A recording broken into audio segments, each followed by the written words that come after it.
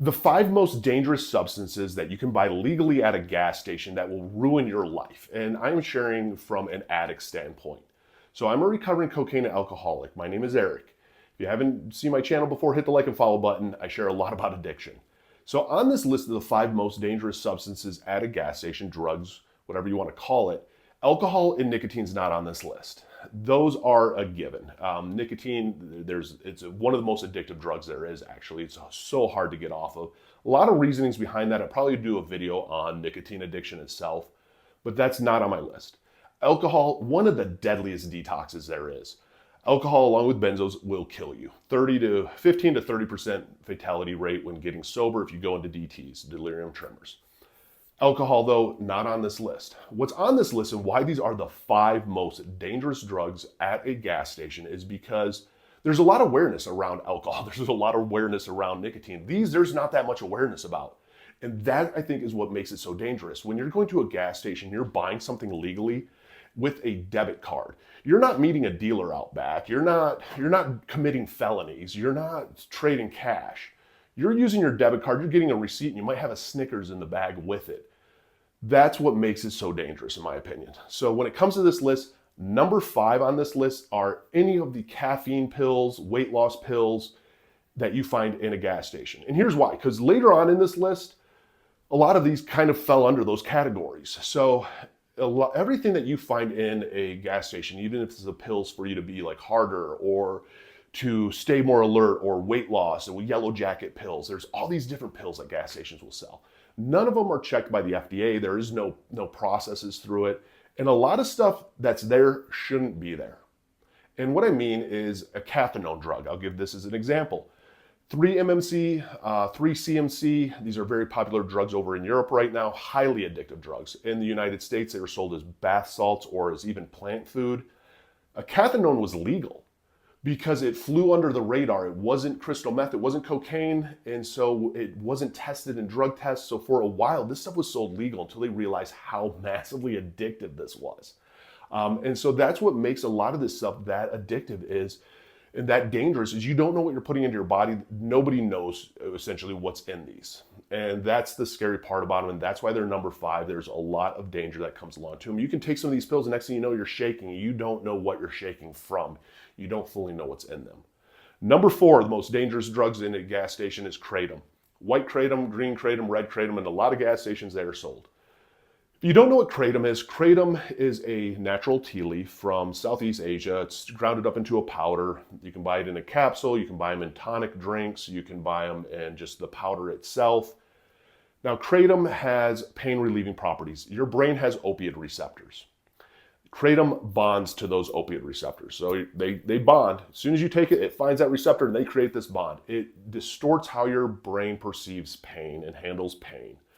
Just like a normal opiate does, just like heroin does, just like fentanyl does. It bonds to these. Now, kratom is kind of controversial because there are benefits to it for pain management. I don't think anyone should ever live in permanent nerve damage pain. It can really wreck your health. There's a lot of suicide that goes along with that type of stuff. Like pain is hard, and so it's also all natural, which the nice thing about kratom is you can't OD on it. Your body's going to reject it and you'll throw it up and you won't die from it taking too much. And it's not going to destroy your liver sometimes like a Percocet will.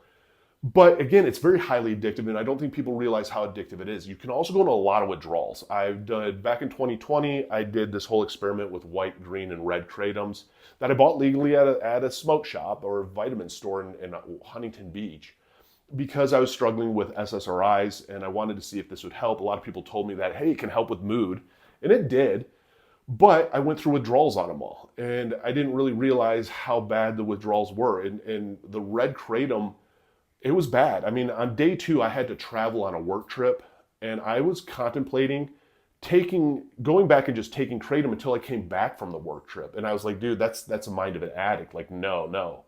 Like, this was a 30-day experiment. Like, it helped me with my depression, it helped me with pain, but the withdrawals were not worth it at all. And it made me even to the point of like, hey, maybe I need to just use this more. That's a scary part and shows you how addictive a drug really is. And that's the thing that I think is scary about kratom. It is illegal in a few of the states out there. It is a scheduled drug, which means it's a felony to have on you. But in some states like Idaho, for example, you can go to a gas station and buy it. So I don't want to go down that whole kratom debate tremendously, but to me, it is a very dangerous drug because you're not aware of how dangerous it truly is, how addictive it is, and that awareness, I think, is important. That's what makes something so dangerous, is when we downplay how deadly or addictive something is. Alcohol is a great example. Alcohol, like, it's one of the deadliest withdrawals, but it's legal. It's downplayed a lot. All of that. Kratom's one of those. It's downplayed. There's no real big warnings anywhere saying how addictive this is, that it can lead to addiction. I've watched people use red kratom to get off of hydrocodone, and next thing you know, after a month on red kratom, they are back on hydrocodone, and their tolerance level is up, and they've relapsed even more. That's how dangerous kratom is, and why it's number 4. Number 3, tenaneptine. This is why I say don't take anything that you see like weight loss pills or caffeine pills or any of that, because that's how tenaneptine was sold. Tenaneptine Zaza drink, a little like shot drink that you tonic. Tenaneptine is sold in Europe as a anti-anxiety med at a very small measured dose. Well, at an unmeasured high dose, it's very addictive. It does bond to different brain receptors. It throws off dopamine and GABA. So you can become heavily addicted to it, and tenaneptine's nicknamed gas station heroin. And the reason it was nicknamed gas station heroin is because the withdrawal effects were so similar to what heroin withdrawals were, of the hot and cold flashes, the restless legs, the pain.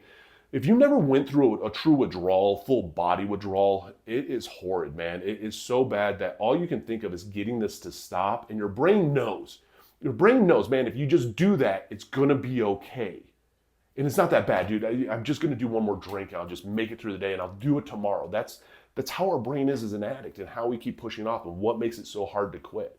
And that's one of the cases with tenaneptine. I've talked to a lot of people who have been addicted to it, and you just lose your soul to it in a sense. It becomes, you go into full-on kicks, those full-on withdrawal, full body withdrawals, if you don't have it. And when you do take it, yeah, for a little while, it's gonna make you feel good. It's gonna feel great. You do build up a tolerance to it.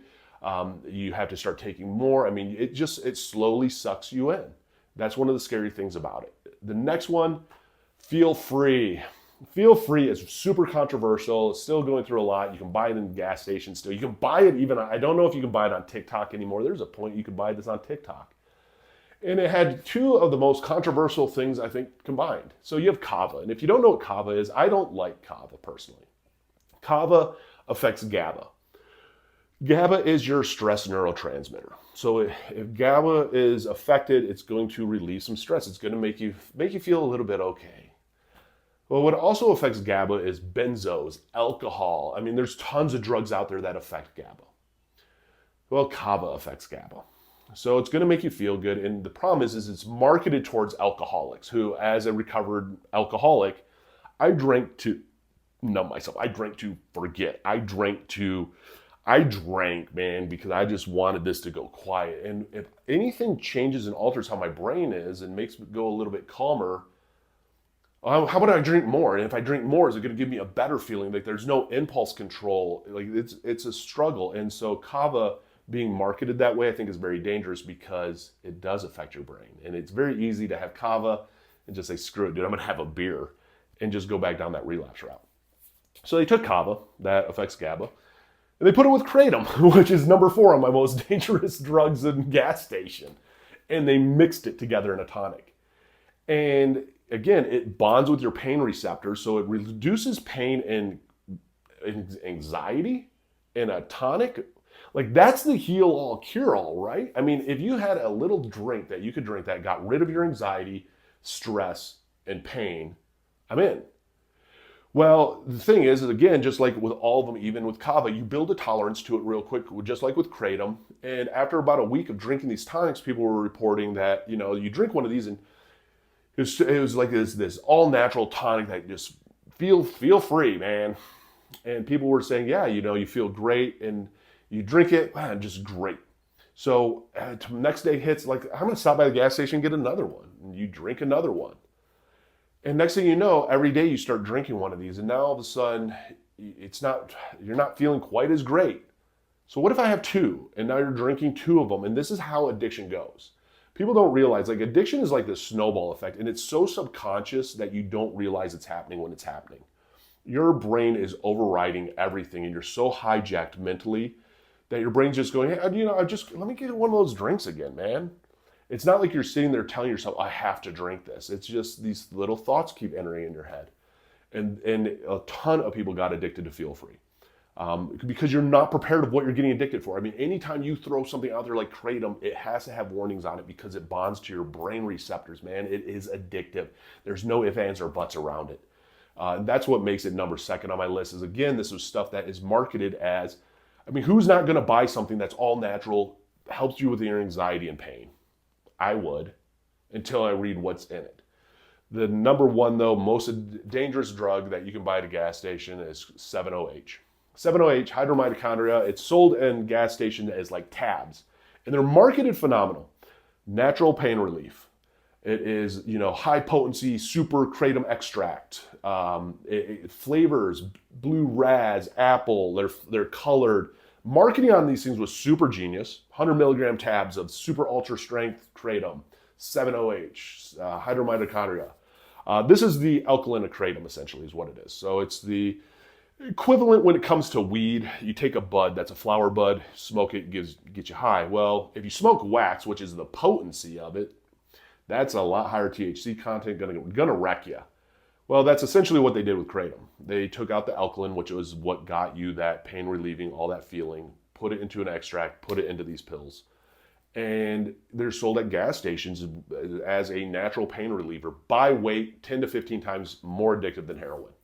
And the high on this isn't like a heroin high. You don't take a tabs and all of a sudden, like heroin, you're just like, woo. First couple times you take heroin, you're like, woo, let's do this. But eventually it kind of overrides your whole system where you're just like nodding out. It doesn't do that.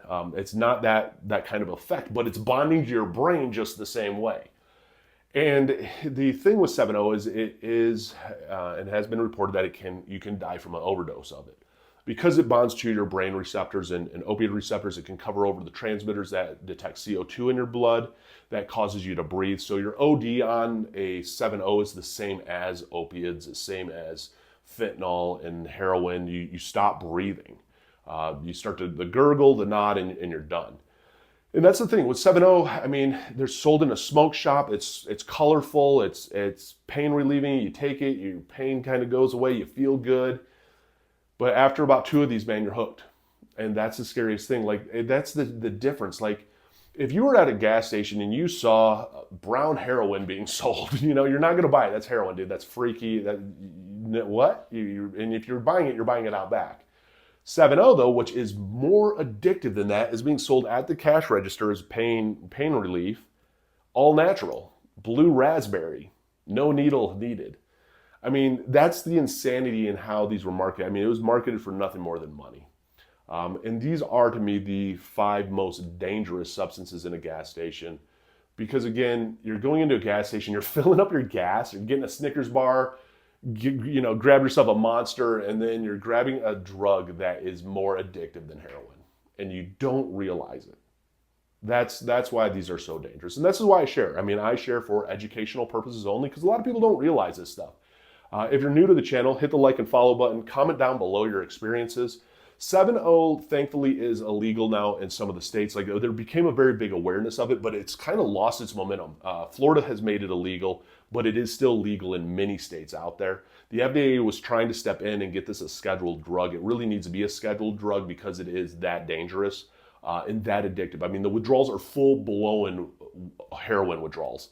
Where people are going into rehabs even to get off of 7-OH. That's how bad these withdrawals are. Some of them are even getting onto MAT programs, which is a medically assisted treatment, where it comes to something even like Suboxone, trying to get off of this stuff. That's how bad it is.